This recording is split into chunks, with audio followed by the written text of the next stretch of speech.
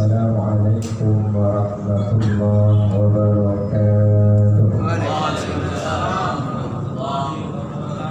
Alhamdulillah wassalatu wassalamu ala Rasulillah wa ala alihi wa sahbihi wa mawala wa la hawla wa la quwwata illa billah, amma ba'du. Yang saya hormati dan saya muliakan segenap Dewan Kemakmuran Masjid Jami Al-Faizin, para guru, para sepuh, jamaah, Bapak Ibu yang dirahmati Allah Subhanahu wa Ta'ala. Mudah-mudahan Allah senantiasa limpahkan pada kita dan keluarga keselamatan, kesehatan, kemudahan, rezeki melimpah, panjang umur berkah. Amin ya rabbal alamin. Sallu ala Nabi Muhammad. Jamaah hafizakumullah. Imam Ibnu Hajar Al-Asqalani nulis kitab di antara namanya Al-Munabbihat ala Istiqdat Yaumil Ma'ad.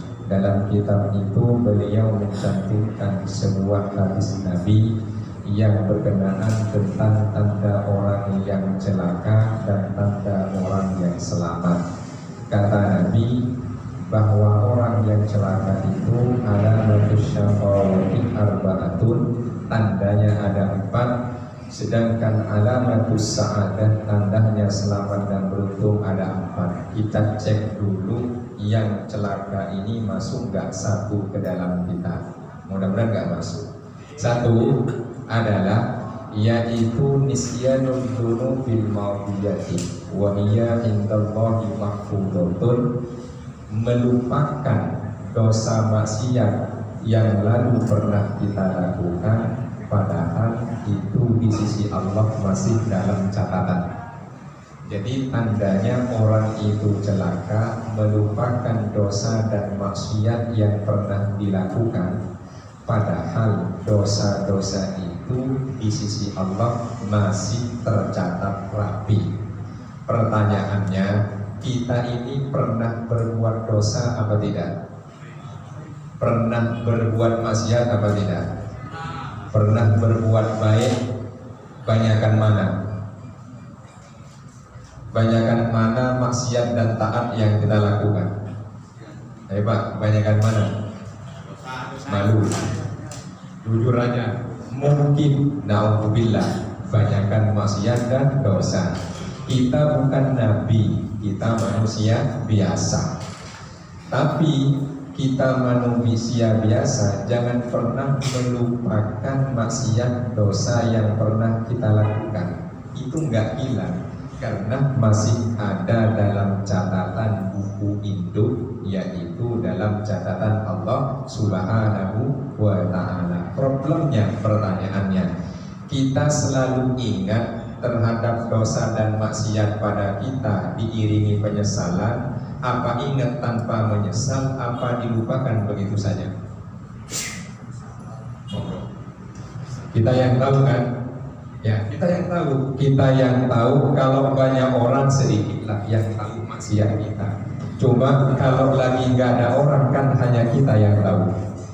Hanya kita yang tahu. Tinggal ditanya, apakah kita menyesali maksiat yang kita lakukan atau kita melupakan begitu saja tanpa ada penyesalan? Cek. Kalau dari senyumnya lagi ingat maksiatnya. Ya, lagi ingat maksiat. Alhamdulillah, berarti mudah-mudahan tidak termasuk orang yang celaka. Artinya celakalah orang yang berbuat maksiat dan dosa di masa lalu, dia lupakan begitu saja tanpa ada penyesalan. Tapi insya Allah kita kan gak masuk, sekalipun berbuat dosa maksiat, tapi kan nyesel semua dan bertobat kan? Benar-benar taubat nih. Biasanya yang udah taubat itu yang sudah berlalu masa mudanya. Biasanya, nggak tahu kalau yang muda-muda nih. Nah, itu problem kita. Nah, supaya selamat bagaimana? Maka kata Rasulullah adalah yaitu dzikrul dzunubil madiyati, mengingat dosa maksiat tentu dengan penyesalan dan pertaubatan. Insya Allah selamat. Kita ini kan manusia biasa, Kalau kita timbang pikir-pikirkan maksiat sama, taat kita kan seakan-akan banyakkan maksiat. Tapi yang perlu kita perhatikan kata ulama, la kabirota ma'al istighfari. Tidak ada yang namanya dosa besar selama terus istighfar. Wala saghirata ma'al isrori. Tak ada yang namanya dosa kecil kalau terus-terusan. Pertanyaannya, kita seringan berbuat dosa besar apa dosa kecil? Kita sering berbuat dosa besar apa kecil? Terus-terusan apa enggak? Kan itu problem kita. Yang dosa besar kita tinggalkan, mungkin pernah sekali lembur sama istighfar. Cuma yang hampir tidak kita ingat, tidak kita perhatikan, dosa-dosa kecil tapi terus-terusan, itu baru jadi dosa. Ini problemnya. Makanya mari kita ingat dosa kita supaya kita menyesal, kita taubat, istighfar diganti dengan insya Allah selamat. Mudah-mudahan semuanya selamat husnul khotimah. Amin ya rabbal alamin. Sallu ala Nabi Muhammad. Itu tanda yang pertama. Tanda yang kedua, dzikrul hasanatil madiyati wala yadri aku bilan amrudan. Selalu mengingat kebaikan-kebaikan amal ibadah yang pernah dilakukan, padahal tak tahu diterima enggak. Coba kita ini yang sering kita ingat kebaikan-kebaikan apa keburukan? Yang kita ingat yang kita lakukan kebaikan apa keburukan? Padahal kalaupun ingat kebaikan, nggak tahu kan diterima apa ditolak. Nah, tapi yang kita ingat adalah kebaikan. Kalau kepada Allah lebih mudah. Cuma kalau selalu ingat kebaikan akan lalai nambah bekal. Tapi kalau kepada sesama, kira-kira yang kita ingat kebaikan kita yang kita berikan pada orang, apa keburukan yang pernah kita lakukan pada orang? Kira-kira nih, kita senantiasa ingat dan mungkin kebaikan yang kita berikan pada orang, apa keburukan yang kita lakukan pada orang? Contoh, saya sama ke Ustadz Muski misalnya nih, saya berbuat kebaikan sekali, 9 kali berbuat buruk. Kira-kira yang saya ingat yang mana? Yang saya ingat nggak tahu diri dan berterima kasih, lupa kalau dulu pernah saya bantu. Sebaliknya beliau berbuat baik 9, sekali salah nggak sengaja. Kira-kira yang 9 kebaikannya kita ingat apa kita lupakan? Itu problem kita. Jadi kalau urusan kebaikan kita ingat, keburukan kita lupakan. Tapi kalau keburukan orang sekalipun 1 tanpa sengaja, 9 pernah berbuat baik pada kita, yang 9 hilang, yang 1 terungkap. Nah, itu problem kita. Kira-kira kalau begitu selamat apa celaka? Celaka. Maka yang baik tentu adalah nisyanul hasanatil madiyati. Ayo kita lupakan kebaikan-kebaikan yang pernah kita lakukan, baik hablum minallah maupun hablum minan nas. Kalau kita lupakan kebaikan yang kita lakukan, hablum minallah, kita akan selalu nambah bekal karena selalu masa kurang. Kita kebaikan ke hablum minan nas berhubungan dengan sesama manusia, yang kita ingat keburukan kita tidak akan pernah merasa siapa kita, tapi kita sadar bahwa kita bukan siapa-siapa. Insya Allah selamat. Cuma kan problemnya kan bener, kita sering ingat kebaikan kita, melupakan kebaikan yang kita ingat keburukan orang, melupakan keburukan kita, celaka. Tapi insya Allah udah di sini mangga, berbuat baik banyak dilupakan. Ya, sekalipun berbuat buruk tidak sengaja, selalu diingat. Insya Allah ya. Kok ragu senyumnya? Insyaallah, amin amin ya rabbal alamin. Sallu ala Nabi Muhammad. Dua. Sekarang ketiga, tandanya celaka, cek, jangan-jangan masuk, mudah-mudahan enggak. Apa? Wan nadhur ila man fawqahu fid dunya. Urusan dunia dan kekayaan selalu lihat orang yang di atasnya secara strata sosial dan ekonomi. Contoh, saya misalnya belum punya rumah, masih murah, tapi nggak pernah dikejar-kejar orang yang punya kontrakan. Sehat, makan enak, nggak kurang, nggak pernah ngutang. Kalau saya lihat ke sahabat, kerabat, tetangga punya rumah bagus, tuh kapan punya rumah? Dan begitu kan? Coba kalau lihat ke bawah, alhamdulillah, kontrakan terbayar, nggak dikejar-kejar. Itu tetangga dikejar-kejar, nggak kuat bayar.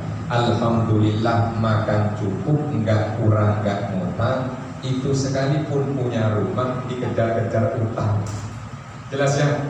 Cuma salahnya kita kan celaka karena lihat ke atas, kapan punya rumah. Sudah? Sekarang sudah punya rumah. Tetangga, sahabat, kerabat punya mobil. Kapan punya mobil, ya Allah? Kan begitu kan kita? Ya. Oke, nggak lihat ke bawah, lihat ke atas terus. Sekarang oleh Allah dikasih mobil, kredit, belum lunas, kerabat, sahabat, tetangga nambah mobil, ganti mobil. Ya Allah, kapan punya lagi? Ya. Terus kapan menikmati? Celaka nih orang yang dia dapat dari Allah, jadinya harusnya membuat dia tenang bersyukur, tapi dia malah mikirin nikmatnya orang. Dia tidak menikmati apa yang dia punya. Dengan demikian celakalah orang yang merasa enak ada di orang. Jelas kan? Ya, jelas. Coba. Sederhana kan? Celakalah orang yang merasa enak ada di orang. Beruntunglah orang yang merasa enak ada di sana. Yang celaka begini. Enak ya jadi Pak Ustadz, butuh 20 menit dapat amplop. Coba kan begitu kan? Kata Ustadznya, enak ya jadi pengusaha Pak Haji, duduk di rumah puluhan juta. Kan begitu? Terus begitu. Jadi orang yang celaka urusan dunia dan harta, orang yang merasa enak ada di orang. Yang selamat enak ada dalam diri kita. Alhamdulillah makan tempe tahu sekalipun daging sebulan sekali. Daripada itu Pak Haji banyak duitnya, tiap hari nasinya nasi beras merah, nasi dagu, air putih, ya nggak bisa makan gulai. Nah, kan begitu. Alhamdulillah ini orang selamat. Insya Allah nih nikmat. Bisa tangkap ya? Nah, berubah sekarang. Harus dirubah. Enak ada di diri kita, jangan ada di orang. Mindset kita rubah. Insya Allah sa'adah. Amin ya rabbal alamin. Satu lagi, yang keempat, apa? Wan nadru ila man dunahu fid dini. Urusan ibadah kebaikan lihat ke bawah. Kok kamu nggak sholat subuh tadi? Mending lah, itu dia nggak pernah sholat subuh. Benar nggak? Yang kaya nyumbang 10.000 di kas masjid pas Jumatan, merasa alhamdulillah daripada sebelah ngasih goceng. Padahal harusnya 100.000 kalau kekayaan. Yang goceng pantas karena pendapatan cuma 50.000. Jelas? Ini pendapatan sehari 1 juta ngasih 10.000. Yang pendapatan 50.000 ngasih kas goceng. Yang 10.000, nah penting lah 10.000 ya goceng. Yang goceng itu 10% dari pendapatan 50.000. Yang 10.000 pendapatan 1 juta harusnya 100.000 baru imbang. Nah, dia lihat ke bawah. Ini orang celaka. Urusan kebaikan biar selamat, lihat ke atas. Gimana lihat para habaib, lihat para kiai. Itu yang harus dilihat, urusan kebaikan, urusan agama. Jangan lihat yang di bawah. Gak pernah ngaji, mending lah dia gak bisa ngaji. Kamu udah apa sehari? baca Quran 1 halaman, mending lah, itu dia sebulan sekali 1. Nah, ini orang celaka nih. Dengan demikian urusan kebaikan, ayo lihat yang di atas kita, tiru habaib, tiru kiai, tiru orang-orang soleh, insya Allah selamat. Urusan dunia lihat ke bawah, insya Allah bersyukur. Terakhir pertanyaannya, nggak usah lama-lama, lama-lama nggak ngerti muter-muter. Terakhir, posisi kita ini layak bersabar apa syukur? Dua-duanya syukur. Sekarang nih, layaknya bersabar apa syukur? Bener ya? Jangan bersabar ya. Oke, bener bersyukur nih. Oke, begini. Kita cek. Nih, kita cek. Harusnya biar bersyukur tapi sabar. Contoh, tadi saya masih ngontrak. Kalau lihat gua kan syukur. Gara-gara lihat ke batas saya jadi sabar apapunnya. Ya. Harusnya posisinya wajib bersyukur, tapi saya merasa harus bersabar. Itu kesalahan kita.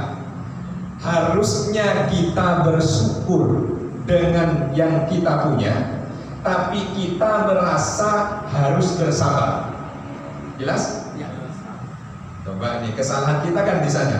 Bisa paham maksudnya nih? Yang terakhir, saya tadi kan kontrak, harusnya kan saya bersyukur, tapi saya merasa harus bersabar. Nah, ini kesalahan kita terbesar nih. Nah, dengan demikian kita mau bersyukur apa bersabar?